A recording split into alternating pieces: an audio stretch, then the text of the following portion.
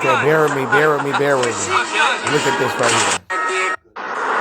That's one. That's it. What the fuck is this? That's one No, juicy but turkey. seriously.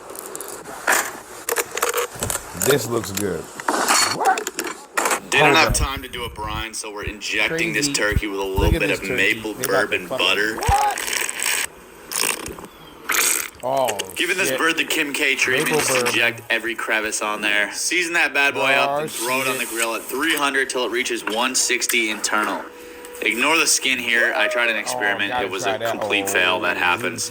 But the meat was amazing. That maple bourbon butter came right through, and we're making a little gravy to go with it. What the gravy, bacon gravy.